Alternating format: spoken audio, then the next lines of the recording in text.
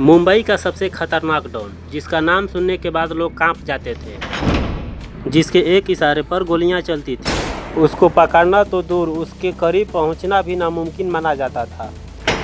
लेकिन एक आदमी ऐसा था जिसने दाऊद इब्राहिम के साम्राज्य को हिलाकर रख दिया था, और उस आदमी का नाम था अजीत डोभाल। 1990 का भारत। मुंबई के गलियों में सिर्फ कानून का नहीं चलता था तो सिर्फ अंडरवर्ल्ड का राज, और उस अंडरवर्ल्ड का सबसे बड़ा नाम था दाऊद इब्राहिम, जिसके पास पैसा था, ताकत थी, और सबसे खतरनाक चीज डर भी था। और ये भी कहा जाता है कि पुलिस वाले भी उसका नाम लेने से डरते थे। और सिर्फ इतना ही नहीं, बॉलीवुड से लेकर बिजनेसमैन तक हर जगह उसका नेटवर्क फैला हुआ था। फिर आया 1993। मुंबई धमाकों ने पूरे देश को हिला दिया।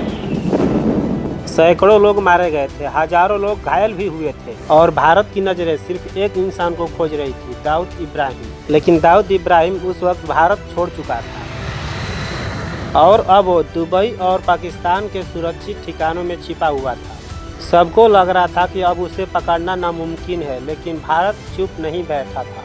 लेकिन उसी समय एक नाम धीरे धीरे सामने आने लगा। एक ऐसा आदमी जो कैमरे से दूर रहता था, लेकिन दुश्मनों के दिल में खौफ पैदा कर देता था, जिसका नाम अजीत डोभाल है। कहा जाता है कि वो कई सालों तक दुश्मनों के बीच रहकर जासूसी कर चुके थे। फिर उन्होंने आतंकियों इलाकों में घुसकर जानकारी निकाली और ऐसे मिशन किए जिसके बारे में आज भी पूरी सच्चाई बाहर नहीं आई। और उस वक्त मुंबई में ऐसे ही आदमी की ज़रूरत थी, क्योंकि दाऊद तक पहुंचने के लिए सिर्फ ताकत नहीं बल्कि दिमाग चाहिए था। कहानी के मुताबिक भारत एजेंसियों ने दाऊद के नेटवर्क पर सेंध लगाने की तैयारी शुरू कर दी। दाऊद इब्राहिम के करीबी लोग, दाऊद इब्राहिम के बिजनेस, दाऊद इब्राहिम के लोकेशन, सब पर नज़र रखी जा रही थी। और यही वो समय था जब दाऊद को पहली बार एहसास हुआ कि कोई उसकी दुनिया के बहुत करीब पहुंच चुका है। लेकिन कई रिपोर्टर्स के मुताबिक अंडरवर्ल्ड से जुड़े लोगों का कहना था कि दाऊद अचानक बेहद सावधान रहने लगा। अब वो अपनी लोकेशन बदलता रहता था, बहुत कम लोगों से मिलता जुलता था, और अपने ही लोगों पर शक करने लगा था, क्योंकि अब दाऊद इब्राहिम को डर लगने लगा कि भारतीय एजेंसियां उसके बेहद करीबी पहुंच चुकी है।